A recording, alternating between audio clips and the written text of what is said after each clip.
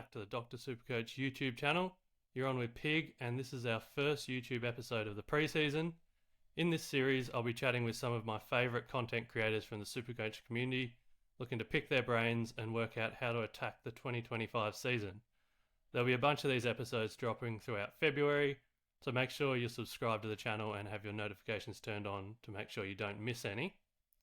Now, without further ado, my first guest in this series is a man that I spend a lot of time listening to and had the pleasure of meeting in person last year during our Dr. Supercoach Slack catch-up. And as always happens, it ended up with us just sharing a beer and discussing Supercoach. I feel like a very common element in what we love. One of the nicest men in the business. Welcome to DR. Big thank you very, very much. You are way too kind in the intro there, mate. It was fantastic to finally meet you at the catch-up. I did hear that lovely soothing voice just behind me, and before I turned around, I already knew who it was, mate. So thanks again for having me on, particularly for the first one of the pre-season. Obviously, a big part of the Dr. Supercoach crew. I've been a massive fan for years and years, so it's always an honour to get involved with you guys, and particularly yourself, mate. The captain... Well, what do you call yourself? The Captain King with your captain's videos each week, and someone that I listen to a lot as well. So thank you very much for having me on, mate. It's an absolute honour. No problem. Thank you for joining me. And so I guess one thing I wanted to chat to you about this, and kind of the theme of this podcast, was I'm going to call it evolution and adaptation. So the evolution of Supercoach throughout the years that you've been playing, and then the adaptation of coaches and how they've adapted or whether they need to adapt more, things like that. So, I mean, you've been playing Supercoach for a long time. What was Supercoach like when you first playing, in terms of how many trades, how'd you play, and how's it evolved over the years to probably something quite different now? Absolutely. It was a very different game when I first started playing, and it probably shows my age in a way, Pig. But if we look back to the Supercoach participation, I think we'll start off with that. Back in 2010, there were 390,000 people that were involved in Supercoach. It peaked in 2011, 401,840 to be Wow. exact. 2012, 375k. Then we go to 2014, down to 250k. And I think since then it's steadily declined. But what I've noticed is, even though the numbers aren't as great, I think the quality of coach has really improved over the years. And there's many reasons for that. If we just think just between ourselves about how many great content creators we listen to, all of the research that's readily available from, what's available on DFS, from Mort's, all the fantastic work that he does, that's been a massive, massive change. I think right back in the day, you had to do so much of your own research, and that gave you a huge leg up on the rest of the competition, because for those that were more of the casual type and left their research to the last minute, you were just so far behind those that had got on nice and early, gone on Big Footy and the websites that were available back in the day. So I think that's another huge thing, mate. And the funny thing is, and going back to the quality of coaches, I had two of my best finishes back in the day when the competition was right up. So I finished 77th when there was 374,000 coaches, and when there were 250,000, that was my best ever finish with 33rd. I've struggled to get anywhere near that since then. So it does go to show that with all the great info that's out there, coaches are really, really producing great quality results, and it's getting tougher and tougher to actually get a decent finish. And when we come to strategy, then if we look back with those 24 trades, it was very much a waiting game. You had to have patience, and usually the conservative coaches were the most successful coaches, because those that blew out all their trades early on, you simply could not finish your team. You would not have a full team of primos by the end of the year. You really had to wait and almost squeeze every dollar out of those cash cows and out of those rookies. But fast forward to now, we've got 40 trades, we've got boosts. It's completely different style of game, and lots of the changes have been forced, don't get me wrong. So with the round zeros, particularly COVID, I think that was a point in time where the blokes at Herald Sun thought, look, we've got to make some sort of changes because we just can't keep on going the way that we are. So sometimes I think the hand is forced, but I think within the last couple of years, they're trying to get the casual player back. So some extra trades, because once we've done with our trades for the end of the year and our side's completed, I think that people just start to drop off and the interest really dies down in SuperCoach. So through more trades, maybe catering to the more casual coach, but the more experienced coaches also have an advantage because you know what's worked in the past, but in saying that, you do need to consistently adapt to the new style of game. Yeah, no, you're absolutely right. And the conservative versus the more aggressive nature has changed dramatically.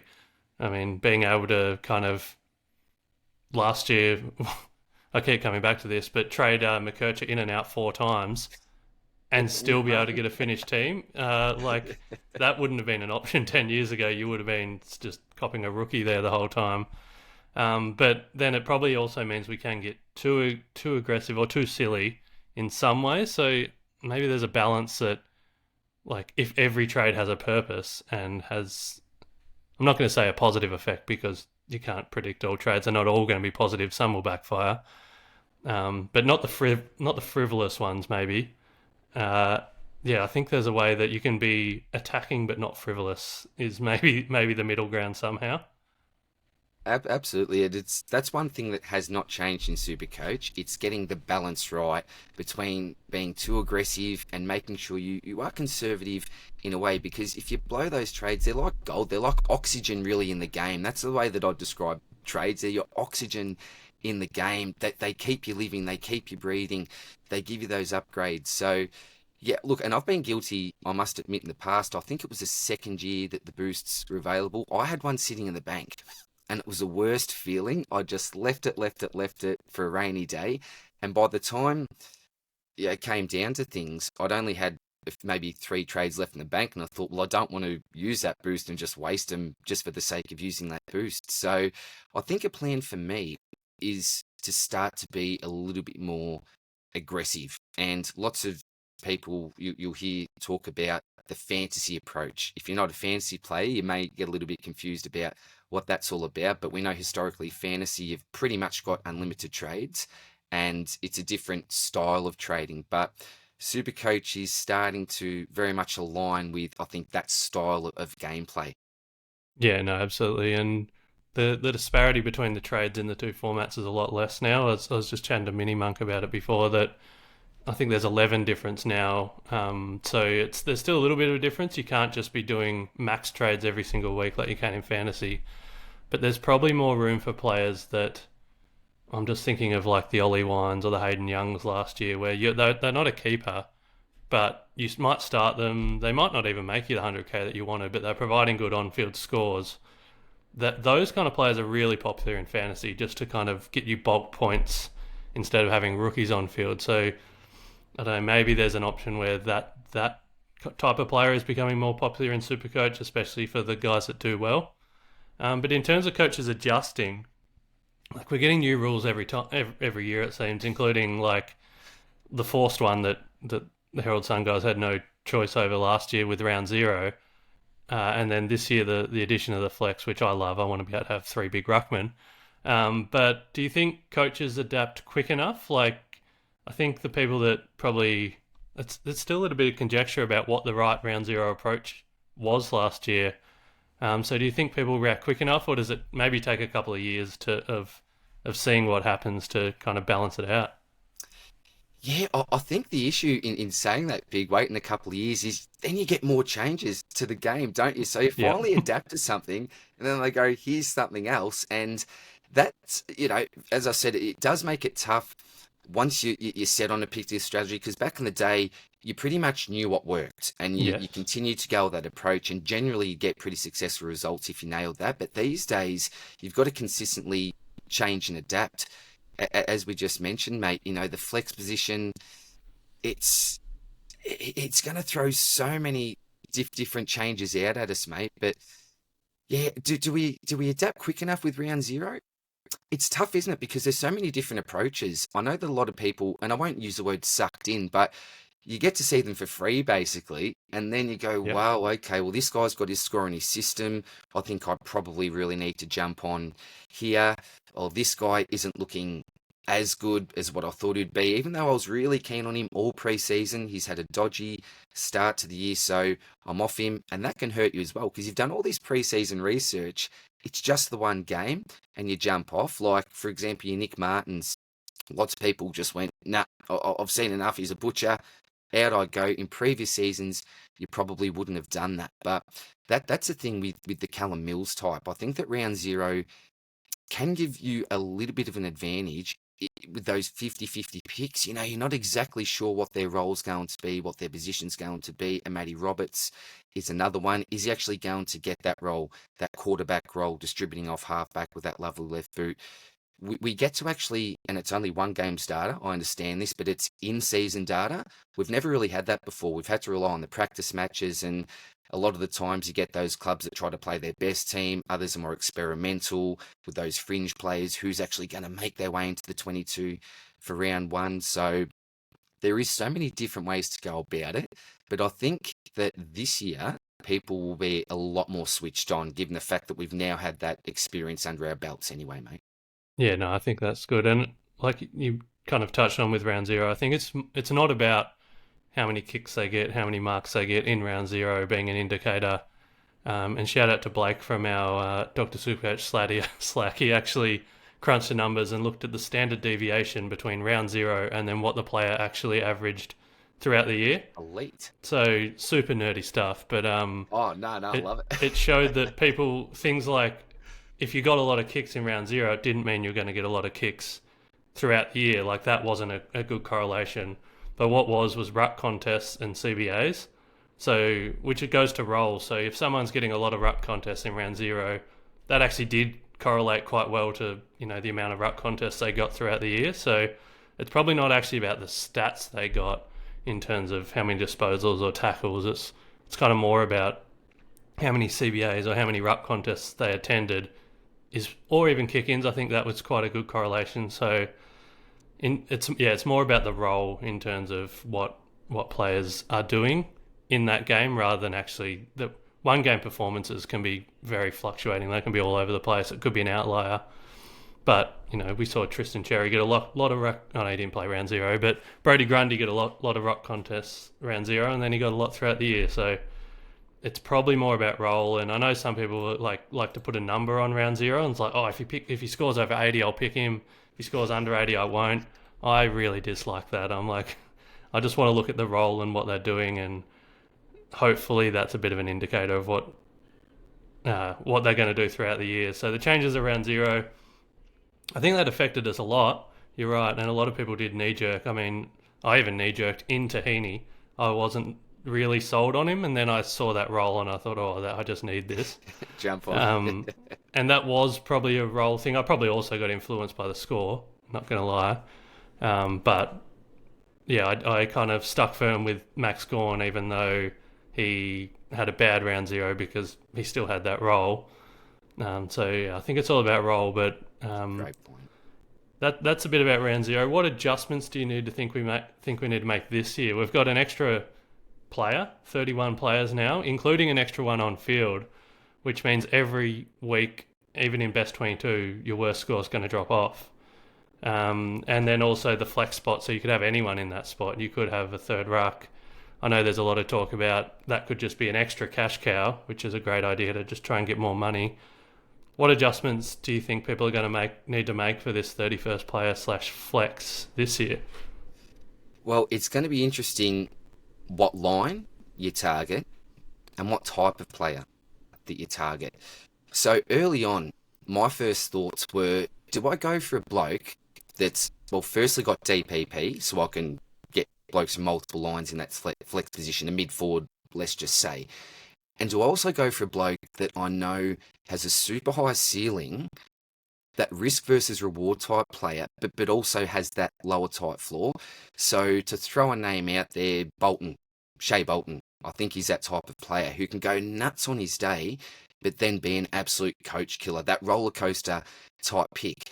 But knowing that you've got the option for that score to actually drop out, but also knowing that, hey, if he does actually go off, you could have a massive advantage in that particular week. That did really appeal to me at the start. Then my thinking started to waver a little bit more towards which lines I want to focus on. Then I started thinking, well, we've never had the opportunity to get an extra premium ruck. into our side. And flex position, here we go. We can get an extra big boy, because there's always those years where you'd love a third ruck, isn't there? Yep. These are the guys that have the massive ceilings, captain, vice captain scores, and can go absolutely nuts depending on their matchups also. So I thought, well, do I go with a premium flex there, or do I go with maybe a cheaper type ruck? And it was Matt Flynn for a while. So I'd settled on Flinny there for a while.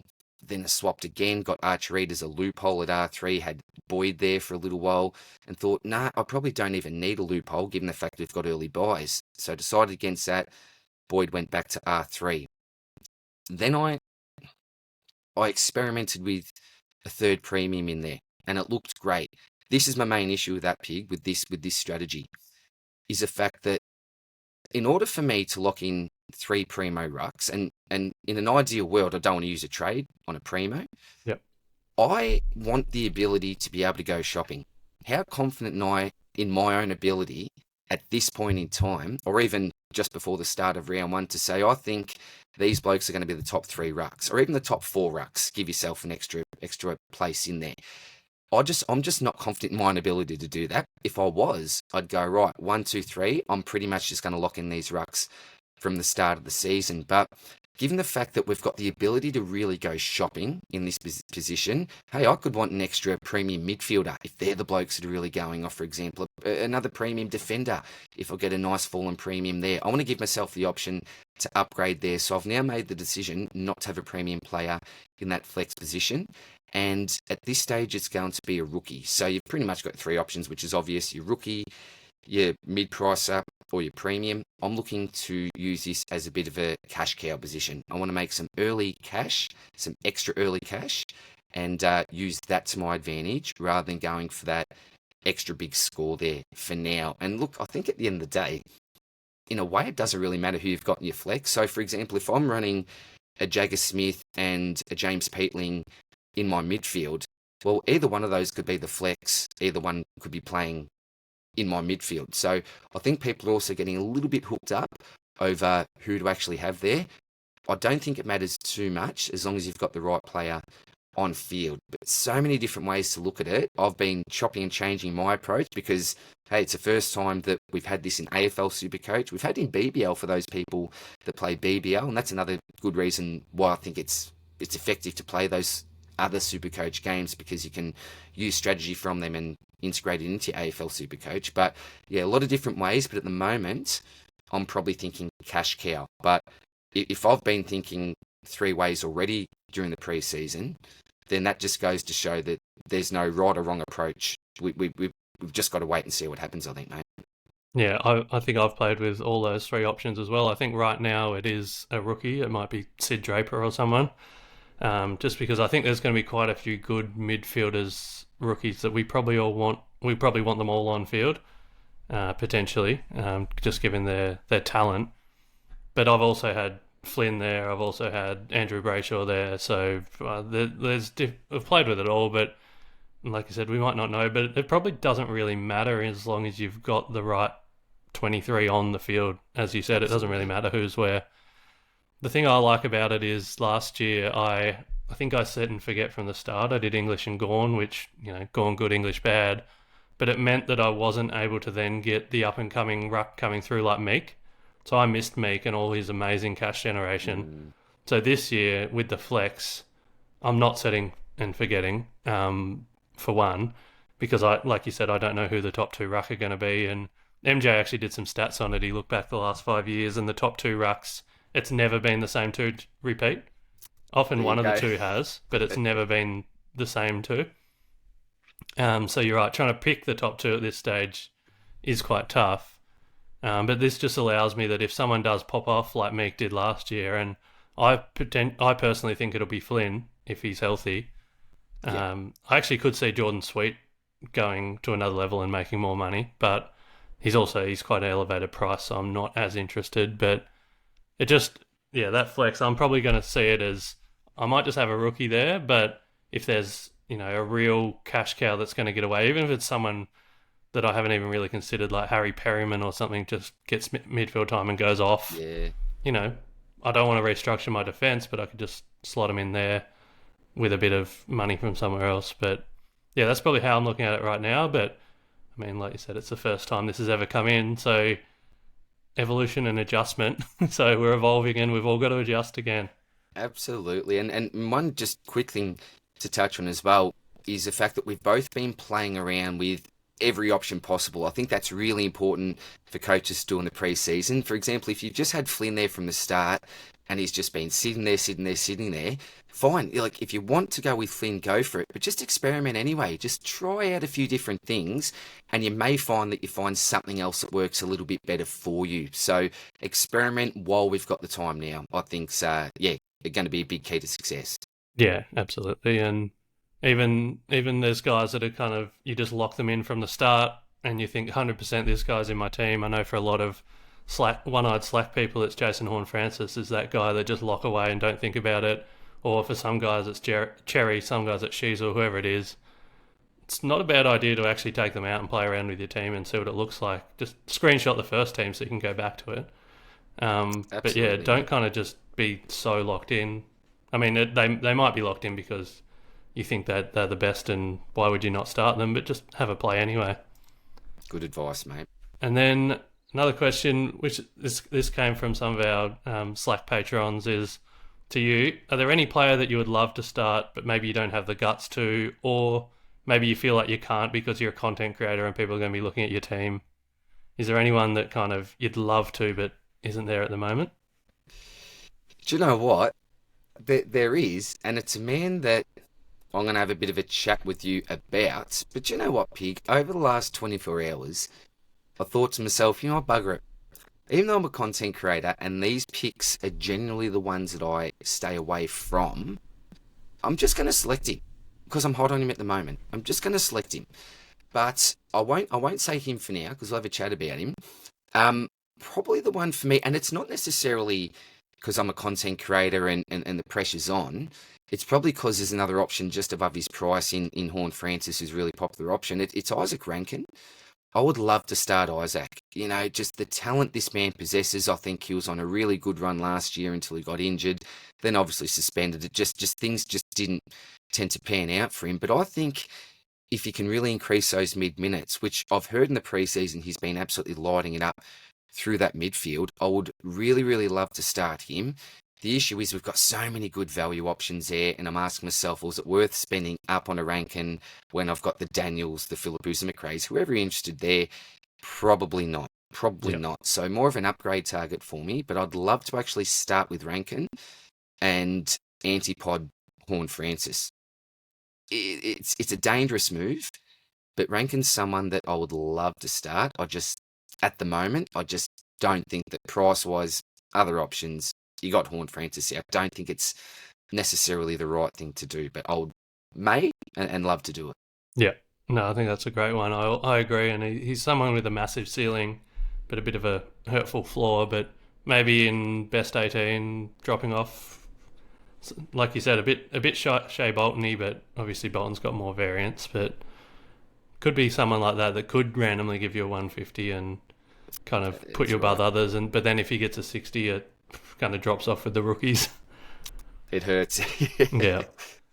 All right. So now to finish up the podcast, but it won't be a finish because I feel like we'll talk about these two players for quite a while.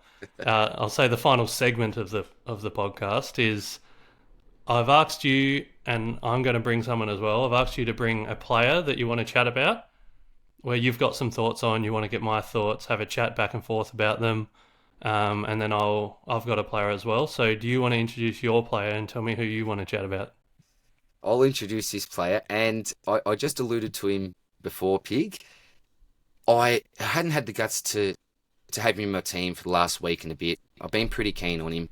But yesterday, I had an absolute legend on the channel. His name's Matty Lyons, and he is from the Inside the Kennel podcast, a very keen track watcher at the Dogs. Did the Dogs team preview with him, and we touched on a bloke by the name of Ed Richards. Now, very awkward price. He's 531,000.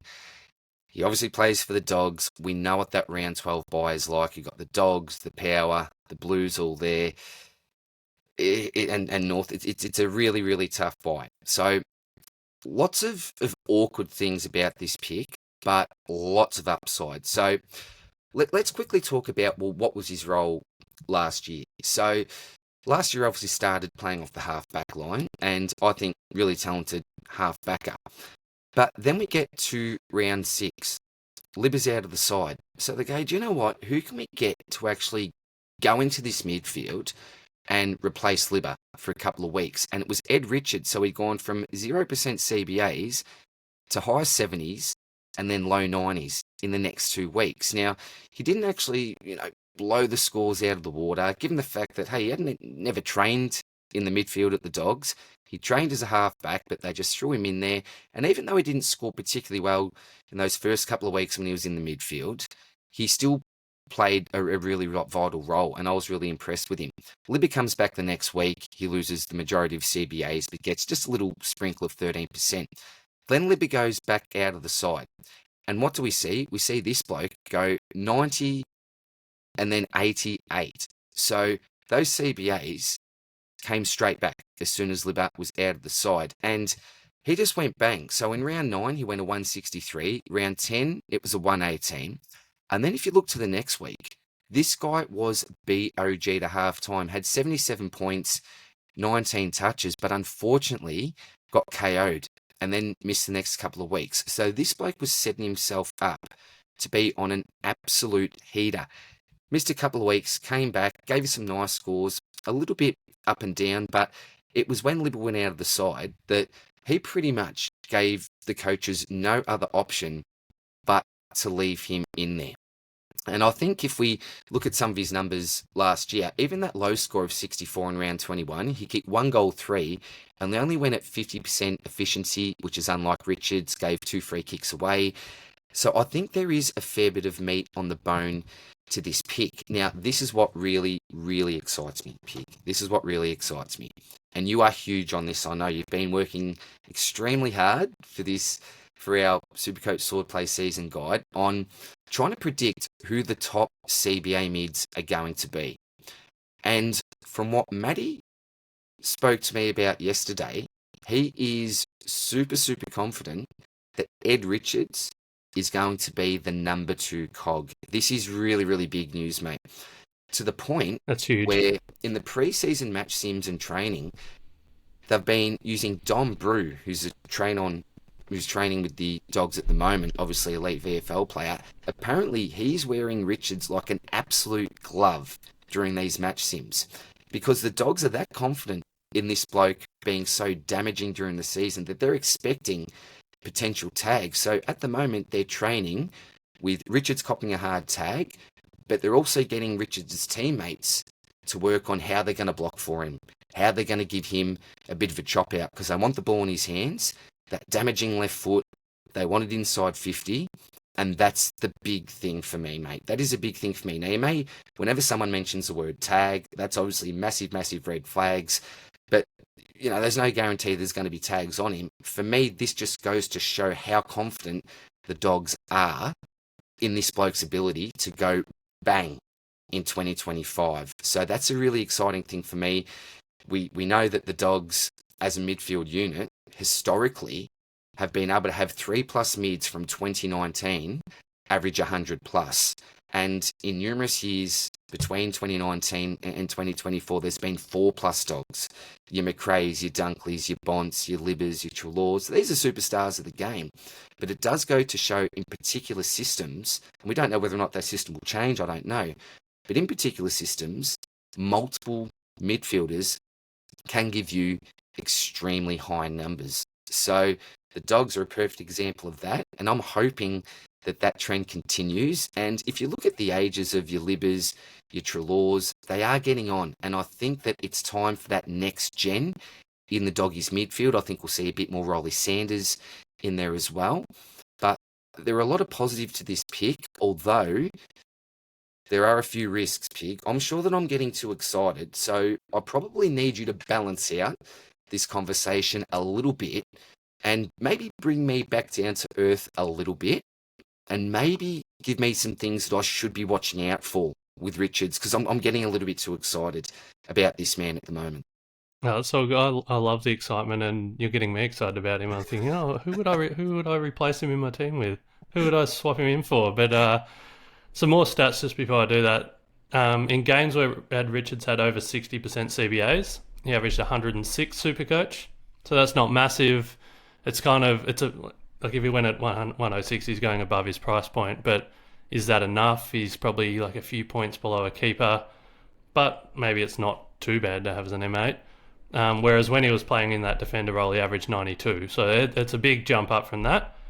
But he only played 8 games where he had over 60% CBAs. I think people were thinking he was a full-time mid for a lot of it. But, there's probably 5 games where I'd say he's a full-time mid just based on his CBA percentage.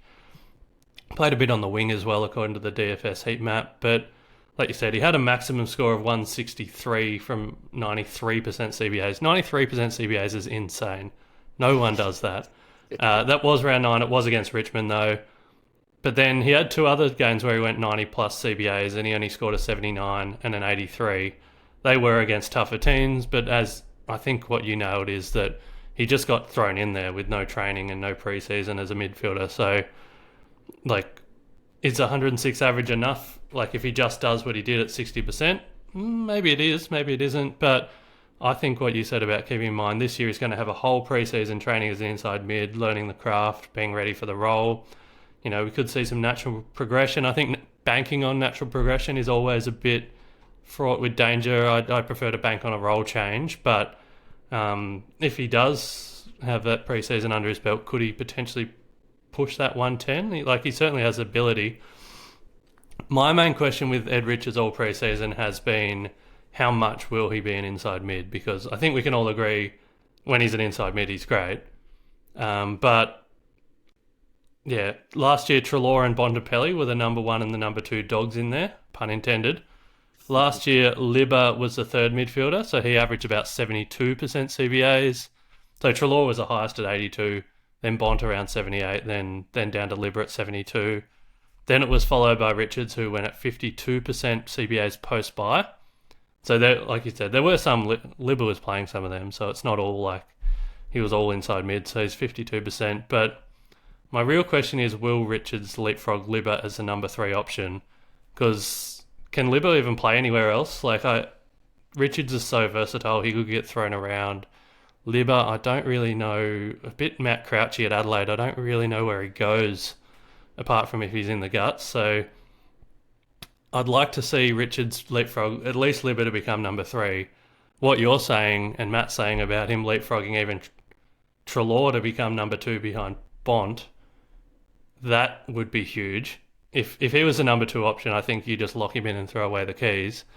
And I've just taken that from what we said just before recording the podcast. So to confirm, is Matt confident that Bont's still number 1 or Treloar's number 1? Yeah, so he's got Bont right there at number 1.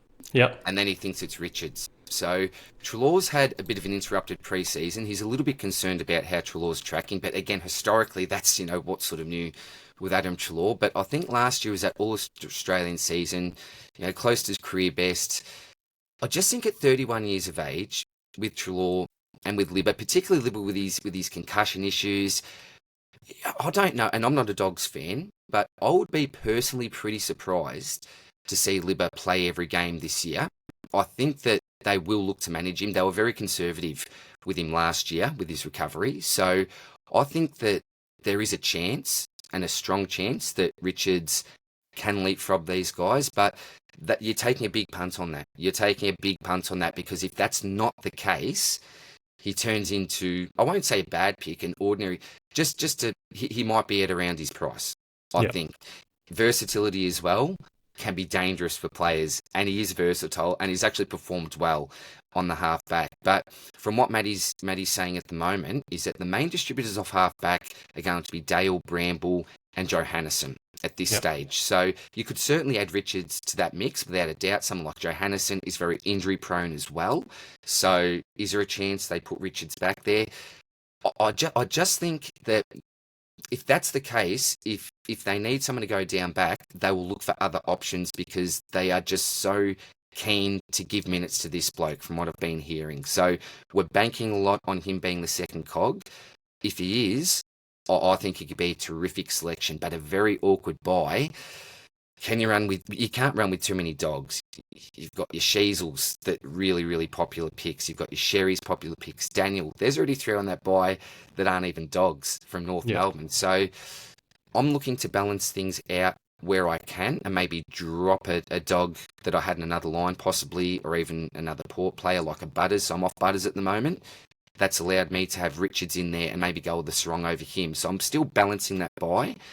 I'm just really keen on his potential to take that next step. Once I say the next step, really enter that uber elite type category, mate. Yeah, for sure. And you and I chatted off air just beforehand. The difference between the number 2 and the number 3 CBA mid is huge. So, I mean, the number 1 and number 2 obviously they're often 70, 75% CBAs, where the number 3 guy, there's a fair drop off, often down to about 60. And shout out to Blake again, the nerdiest guy in Slack. He did some crunch the numbers. That the number 3 CBA option out of every team in the league last year, the number 3 CBA option averaged 87 SuperCoach points. Whereas the number 2, I haven't done that, but the number 2 would be a lot more. But the number 3 averaging 87, that's a worry. But we've got to remember that does include a lot of defensive tagger guys like Toby Benford, Connor Nash. They drag that average down. And we know the Bulldogs are a team that can have 3 or even 4 midfielders go 100 plus. But the difference between the number 2 and the number 3 CBA guy is a pretty stark difference. So I would love to see it. Love to see it in preseason. Love to see it happen. Hopefully what Matty says comes true, because Ed Richards is an incredible player, and I would love to start him. There are a lot of risks associated with it.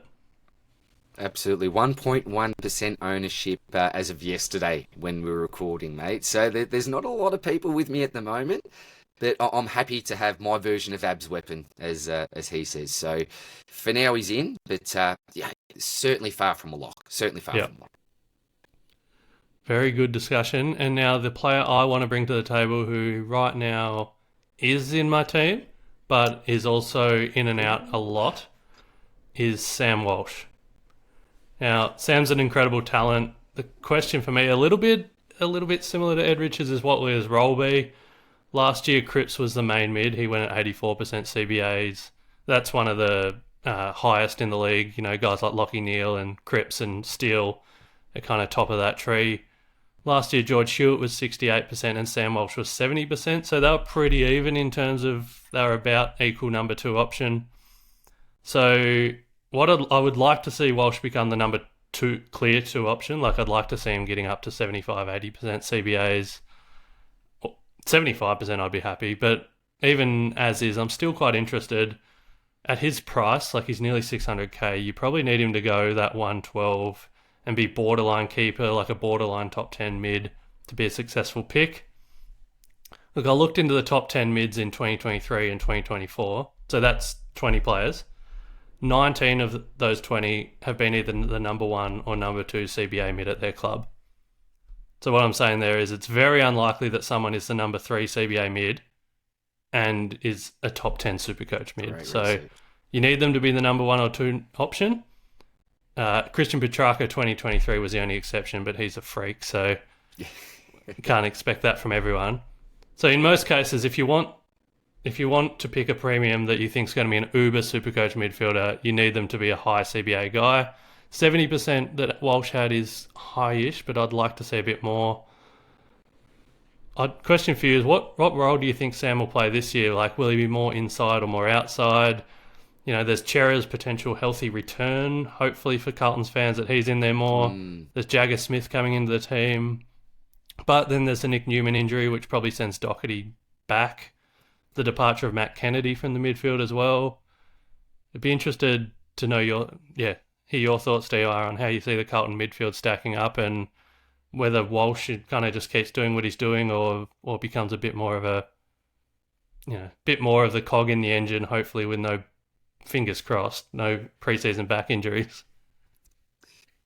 Oh, look, it's a tough one to predict. I think Cherry coming into the mix again makes it a little bit more difficult for me, but we know what sort of how much for talent this bloke is, you know. So we've got Cripps in there. nothing's going to change, and we absolutely know that. So Yep. that's a lock. That's a guarantee. Young Jagger coming in, well, talented player, but we still haven't seen him at the top level yet, and I don't think Jagger's going to kick someone like Sam Walsh out. So I think Walsh over Jagger, I'm pretty confident on that. Do they go with that real defensively minded midfielder sort of full-time in there like a Hewitt?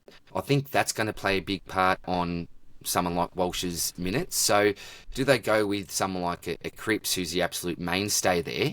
Do you go with that defensive option in Hewitt, and then, say, for example, your Shearer Walsh will swap between inside, maybe a wing, half forward? It could be the case, but if you're asking me who I think the main man will be and should be, after Cripps, it's Sam Walsh. So I've got Walsh as number 2 CBA mid at the moment. Not by a heap. Shearer's mainly the other guy that's going to compete for that. But what we know with Sam Walsh is he's a great two-way runner. He's a workhorse, that endurance beast. But he's also not too bad when it comes to his contested game. So I'll give you some names here, Pig. Sam Walsh averaged more contested possessions than Rory Laird, Jack Steele, Christian Petrarca, Josh Dunkley, Zach Butters, and Tuke Miller.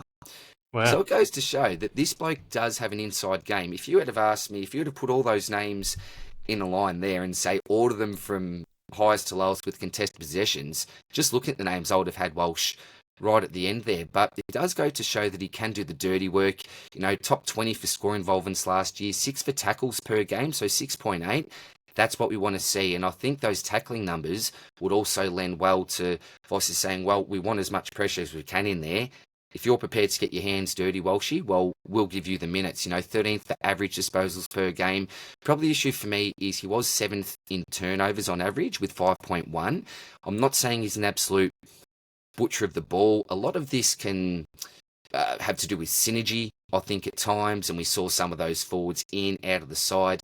Carlton with their injury list, you know, it's just, you can't perform as well as your optimal performance can be when you've got half of your team missing. That connection just goes down. So I think that may be part of the reason there. But I think there is so much upside to him. The main issue for me, Pig, is his durability. Is that something that is a red flag for you if you're looking to start Sam Walsh? I think if you're worried about injuries, but you want them in the team at some stage, you should pick them and start them. Absolutely, yeah. And then at least get that hot run of games like Richmond in round 1, for example. But also, yeah, no, you have to take it in consideration. You can't just exclude the injury history. It's part of it. But then it comes into how many players. Like if I'm surrounding him with guys like Jack Sinclair or Tristan Cherry or whoever it is that are super reliable and will play every game, not as worried. I mean, I'm not at the moment. I'm surrounding him with Callum Mills and Tom De Koning and Matt Flynn, so maybe that's something I need to think about. But yeah, no, you definitely have to take it into consideration. But I don't know, you're kind of injury prone until you're not, and then you're an Iron Man until you're not. Like, shout out to Mitch Casey from Ball Boys. That's one of his quotes. Nice. I think it's really hard to predict. Like we saw Lockie Whitfield last year, Tim English the year before, Elliot Yeo last year, all considered highly injury prone, and then they just put together a dominant season where they don't get injured.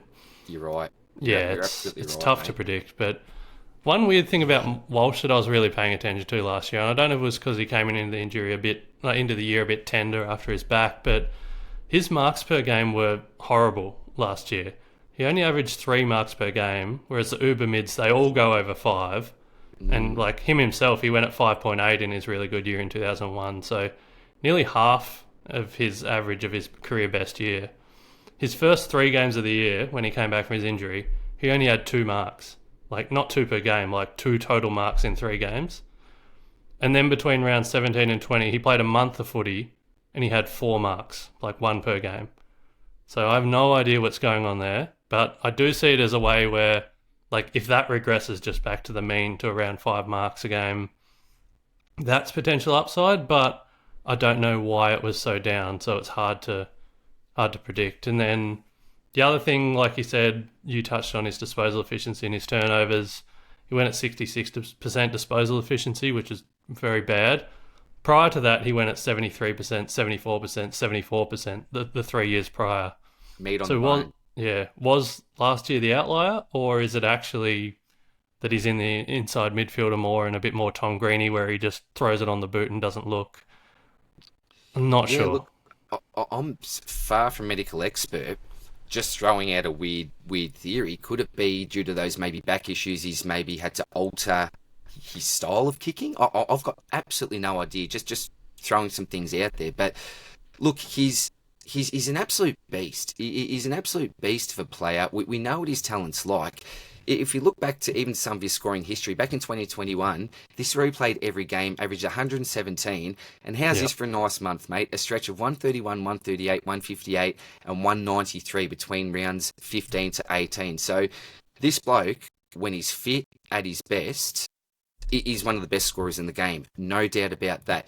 Probably, and quickly going back to durability, Rob Innes has just replaced Jordan Russell in the medical department, so hopefully that might see some nice changes in regards to their durability and some of their issues in regards to that. But if we go back to 2022, he started round 2, missed the opening round. Then in 2023 and 2024, he both started round 5, 15 games and then 19 games. So he just has not had a decent pre-season. I think if you could tell me that Sam Walsh is flying uninterrupted pre-season, I'd go pretty much, yeah, get this guy in because we know what his talent's like. We know what he can produce, but that's probably going to be always a major issue with me. And you did mention even to the Jeremy McGoverns last year, who I said, no way, he was pretty good with for Yeah. durability, but that's probably something that will always err me on the side of caution.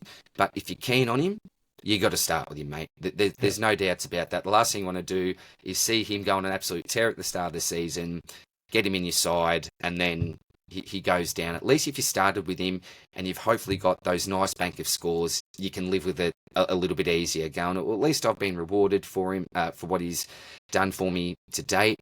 Now I can just potentially move him on. But yeah, pros. Just a couple of red flags for me. But if you get this pick right, I think he's going to be a pod selection this year. Not one of the highest owned midfielders. Yeah, you could do good things for your team pick. Yeah, and I agree that the red flags about the injury history are very much worth noting, and you got to consider it. Yeah, the thing that interests me is the two outliers. Really, his only 3 marks per game and his 66% disposal efficiency. If they just went back to what he was doing the last 3 years, that's kind of your 5 to 10 points of upside that gets him to an uber mid. So even with the role staying the same, I could see it bouncing back just if those two metrics went back to what they should be. And I'm not saying they necessarily will because I don't really have an explanation for why they were down. But that's kind of what's made me interested. The other thing that's made me interested is Carlton's early run. Apart from Gold Coast, these Yes. guys have the best starting run in the league.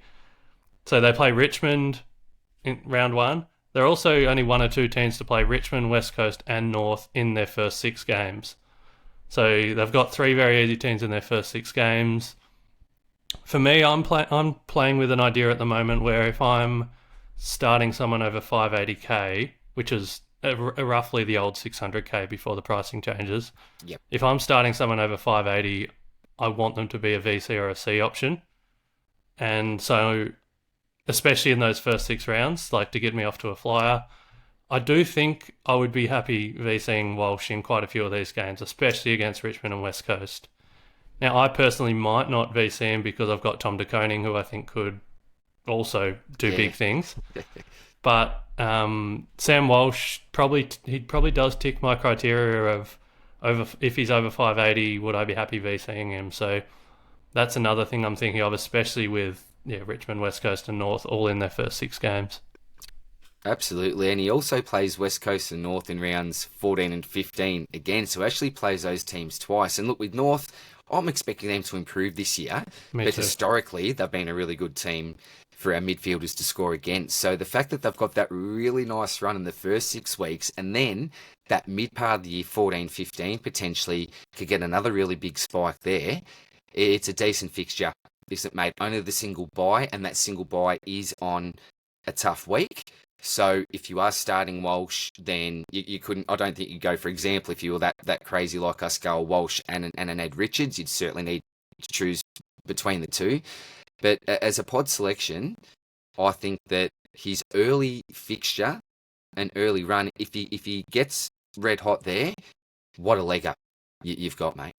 Yeah, well, I think it's, I mean, more expensive than Richards, but probably a similar boat. Both in pod status at this stage, both not really kind of considered, but probably dismissed a little bit by a lot of coaches, but have the potential to just go on a big run and put people away. So that's kind of what I wanted to just like the types of players I wanted to discuss. I didn't want to discuss the easy lock and set and forget ones. I wanted people to have a bit of us to have a bit of a consideration, do a bit of research into two maybes, and give something people to ponder. So that's probably where we're going to wrap up in terms of those players and our podcast today, DR.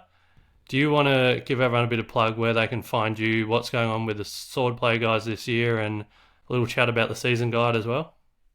Well, firstly, thank you very much for having me on, mate. As soon as I got the DM, I thought, absolutely, do anything for you guys. I just love what you blokes produce, and you yourself, you're a wonderful human, mate, a lovely bloke. So thanks for having me on, mate. Look, we've been pumping it out in the pre-season so far. There hasn't been a heap of videos on the channel. Main reason being because we've been putting our SuperCoach Swordplay pre-season and in-season guide together. Pig's a big part of this. We've got JB from the Dr. SuperCoach team as well that's helping to put this together. But what we're looking to do, mate, is basically give you your SuperCoach Bible for the year. We know that the prospectus isn't available, and lots of people used to use that for numbers and research, but we've tried to make this completely SuperCoach focused, do more than what the prospectus does. Talk about each strategy from your boost to your flex. We've got interviews from all the biggest content creators, including Joven, the winner from last year. So available for pre-order at supercoachswordplay.com. I think we're up to 60 already, mate, and it's not due till mid-Feb. So a wonderful response so far. But what's the best thing about it is that it's not just my work or Janeth's or the Swordplay crew. It's the whole community. The community involvement from this has just been absolutely fantastic. So yeah, can't thank the community enough for their support, particularly the content creators that have gone into producing this guide. We're super excited about it, mate. Probably our proudest achievement as a SuperCoach family. And yeah, apart from that, lots of preseason videos, all the team previews, mate. And more importantly, I just cannot wait to see what else you've got in store with this series and what the other Dr. SuperCoach guys are doing, because you guys are the elite standard, the best of the best. I look up from down below at you guys, mate. So yeah, an honour and a privilege chatting with you today, mate. Thanks very much for that, DR. And if anyone wants to have a look at that SuperCoach Swordplay season guide, as you said, you can go to the website, or even on Twitter. Third Man Up was Ross and Janeth's page there, and they're kind of going to be posting links to that. So if you want to go get that, have a look on Twitter, on the website. I've also got a code to give you 10% off if anyone wants to. You can type in PIG DRSC 10, so all one word, PIG DRSC 10, to get yourself 10% off that season guide. I know I don't listen to letters that well, so I'm going to put it down in the show notes. So if anyone wants to copy and paste that, find the website, you can go do that. And from me, that's all. But as I said, please subscribe to the channel, turn your notifications on, because there's going to be a bunch more of these videos coming out through February. Like I said, some of my favourite content creators that I'm interviewing, and there's going to be a bunch of good ones coming up. So looking forward to that. Thanks for your time, DR. Appreciate it, mate. And yeah, thanks for tuning in, guys. Make sure you subscribe, because Pig is going to give you the good oil during the pre-season. Absolutely.